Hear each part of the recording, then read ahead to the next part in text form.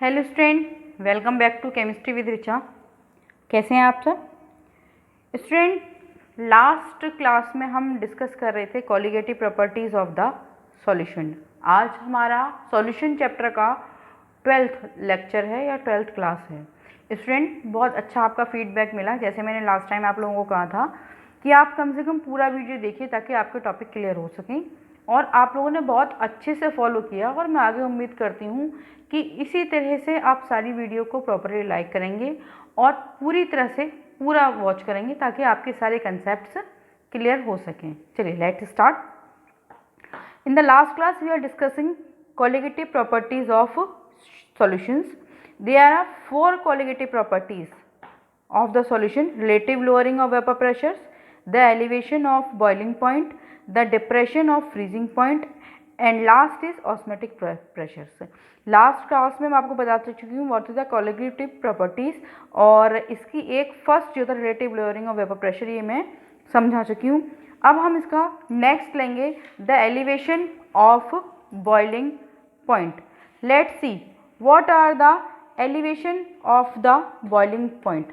इसको हम दूसरे नाम से भी बुलाते हैं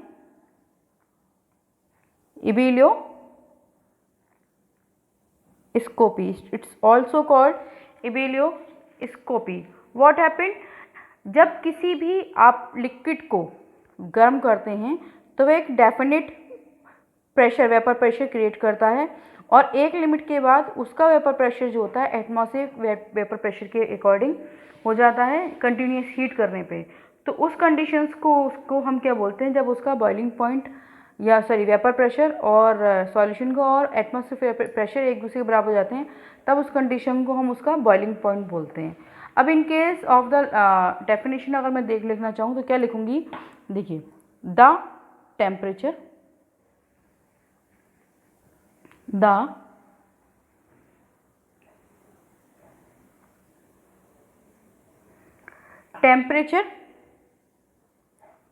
at which the equilibrium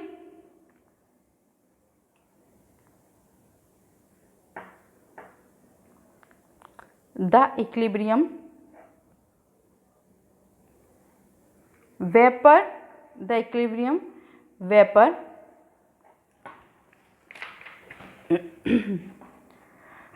pressure, the equilibrium vapor pressure of a liquid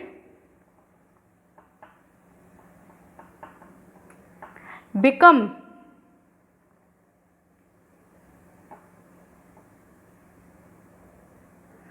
equal to the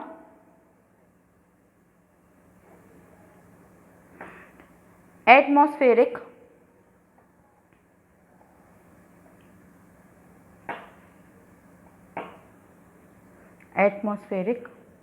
दिख रहा है? ठीक है। एटमॉस्फेरिक प्रेशर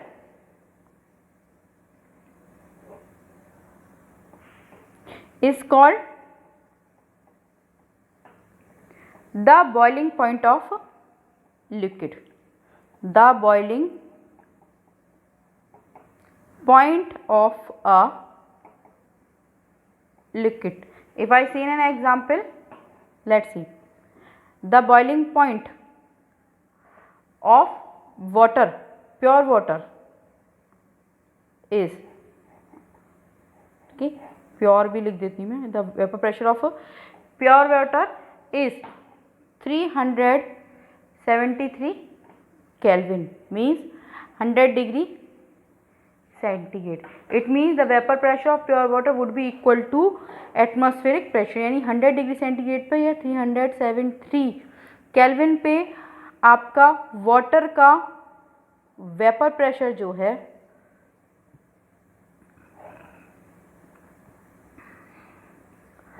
एटमॉस्फेरिक प्रेशर के बराबर हो जाता है, या मैंने शॉर्ट में लिख दिया है। ठीक है। अब what is its colligative properties को हम कॉलिगेटिव प्रॉपर्टीज की तरीके से यूज करेंगे। Let's see, when a solute, अगर हम किसी सॉल्यूट को, when a solute is dissolve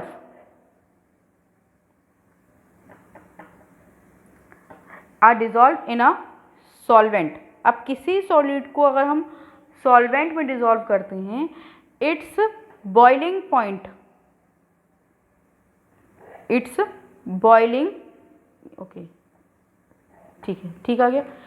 when a solid is dissolve in a solvent, it's boiling point is raised. The increase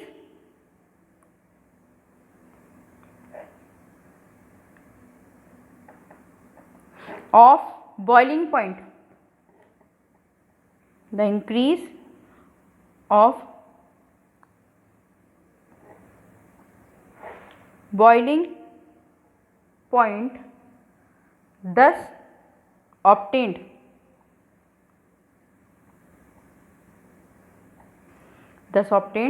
is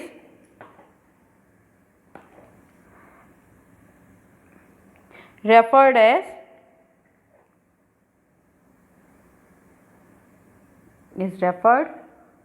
to as elevation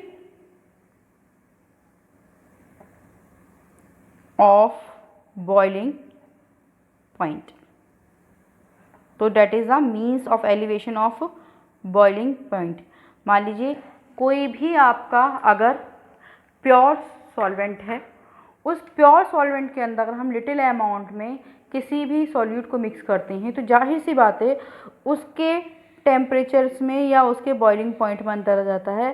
तो that is the, जब increase जो होता है boiling point में, उस process को हम elevations of boiling point बोलते हैं। अगर हम देखें कि अगर प्योर वाटर का, अगर मैं यहाँ से एग्जांपल देखूँ, तो आपके प्योर वाटर का बॉइलिंग पॉइंट 100 डिग्री सेंटीग्रेड है, ठीक है। It's work like as a solvent. अब इसमें हम किसी अगर सॉल्यूट को डिज़ोल्व कर दें, जाहिर सी बात है सॉल्यूट को डिज़ोल्व कर दें, तो फिर सॉल्यूशन को बॉईल होने में टेम्परेचर ज़्यादा लगेगा और टेम्परेचर उसका बॉइलिंग पॉइंट फिर ज़्यादा हो जाएगा। So that is the elevation of the boiling point. तो इस the colligative property of solutions. Now, yes, next is depression of freezing point।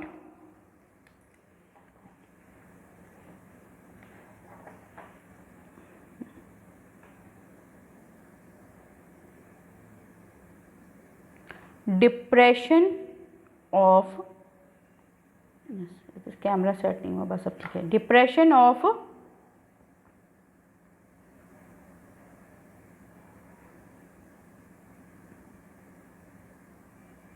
Freezing point, इसको और क्या बोलेंगे हम? इसको हम बोलेंगे फिर क्रायोस्कोपी, ठीक है, इसको क्रायोस्कोपी बोलेंगे। लेट्स सी क्या कहते हैं ये सब, इनको भी देखते हैं। अब आपका फ्रीजिंग पॉइंट क्या होता है? सबसे पहली चीज, the temperature at which liquid and solid forms of A substance can exist in a equilibrium state. यानी जब एक लिक्विड और सॉलिड अब इक्विलिब्रियम स्टेट पर आ जाते हैं, तो अब उसका फ्रीजिंग पॉइंट बोलते हैं। The temperature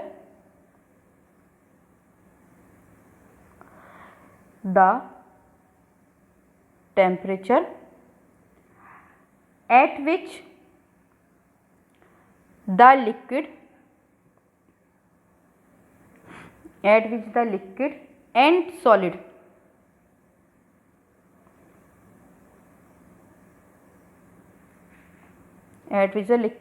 solid forms of a substance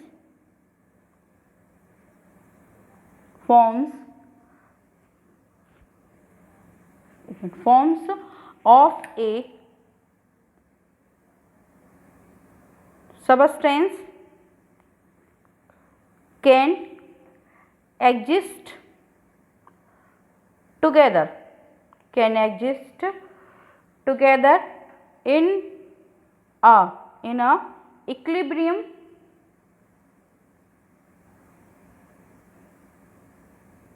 in a equilibrium is called freezing point, is called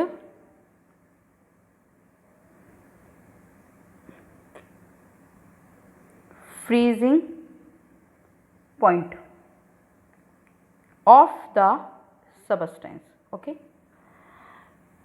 ये तो हो जाएगा आपका freezing point. And what happen at the freezing point, the vapour pressure of a liquid. अगर मान लीजिए आपका freezing point है तो उस कंडीशन में वेपर प्रेशर कैसा होगा? At the point, at the freezing, at the freezing point, the vapor pressure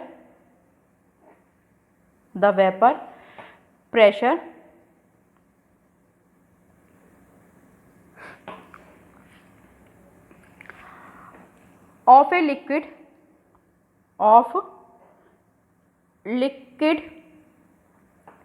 form of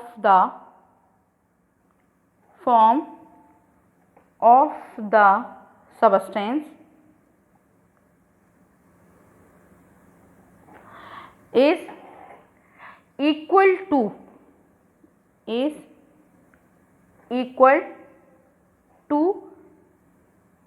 that of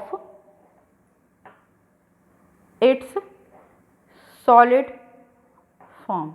अब इक्विलिब्रियम कैसे स्टेट हो जाएगा स्टैब्लिश आपका? देखिए, जब फ्रीजिंग पॉइंट पे किसी भी लिक्विड का जो वेपर प्रेशर होगा, जो उसके उस कंडीशन में वो सॉलिड में चेंज हो रहा होगा, उसके वेपर प्रेशर के अकॉर्डिंग या उसके आपका इक्वल होगा.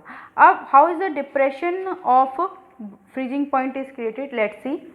When A solute is dissolve in solvent, जब हम when a solute dissolve in a solvent, तो जब सॉलिड को सॉल्वेंट में डिसॉल्व करेंगे तो उस कंडीशंस में क्या होगा? जो सॉल्यूशंस का फ्रीजिंग पॉइंट होगा वो लो हो जाएगा. Okay, the freezing point of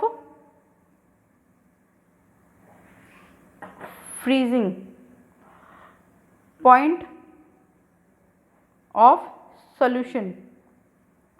ठीक है, क्या हो जाएगा? Freezing point of solution at this time get lowered. Freezing point of solution get lowered at this time when a solid dissolve in a solvent.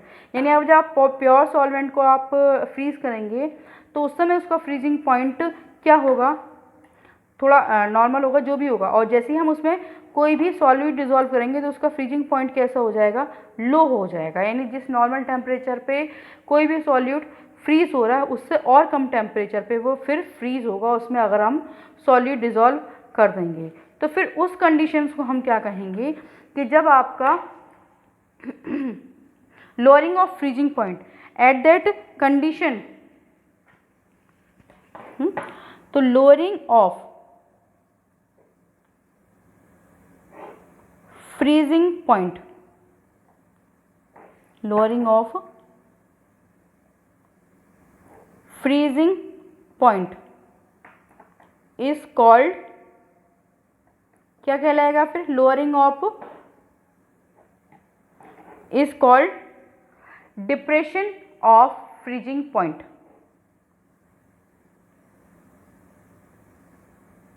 Depression of freezing point. समझे? Depression of freezing point या क्राइसोस्कोपी. ठीक है, क्या word बताया था मैंने आपको? यहाँ पे देख लेती हूँ मैं आपको. क्राइस्कोपी. ओके, ये वर्ड हम कहेंगे. And last is the colligative property. Let's see.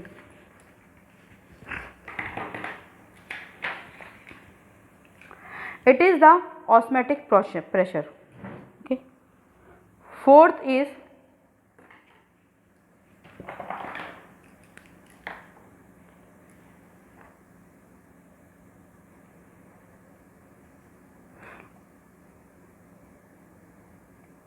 osmotic pressure.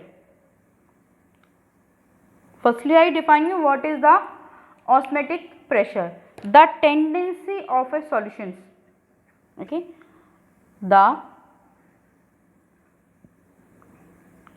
firstly the tendency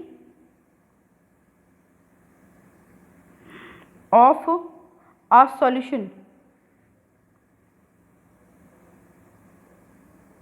a solution to equalize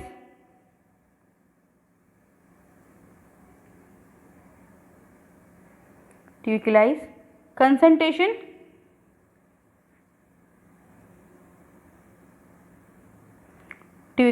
concentrations in all its part gives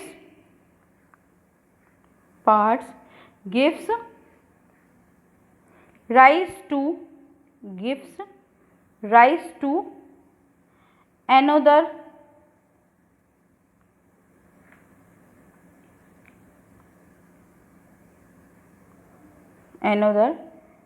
important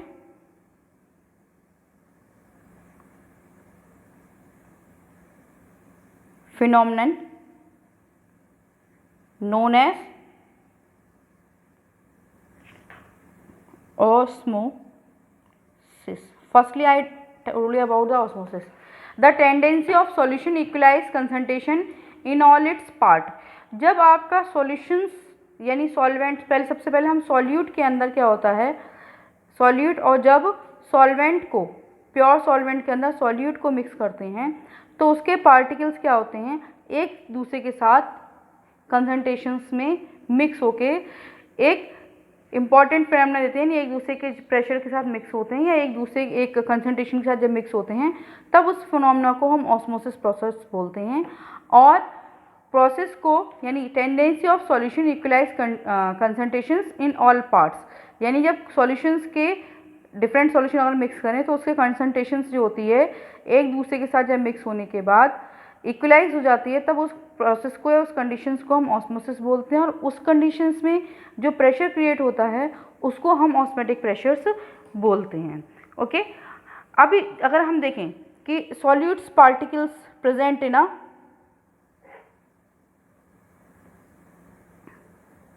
solutes particle in a solutions. अब जो solute के particle solutions के अंदर present होते हैं, almost आपका come here, okay, solute के particles जो सॉल्यूशन के अंदर प्रेजेंट होते हैं वो एवब लगभग आपका गैस के मॉलिक्यूल्स की तरह ही बिहेव करते हैं। Similar to gases, solution also exhibit phenomena of diffusion. When a pure solvent taking is over to solutions, the solid particle diffuse from the solution into the solvent. In diffusion exhibited by solution in a bilateral process in which solute molecules move into solvent and same time solvent molecules move into the solutions.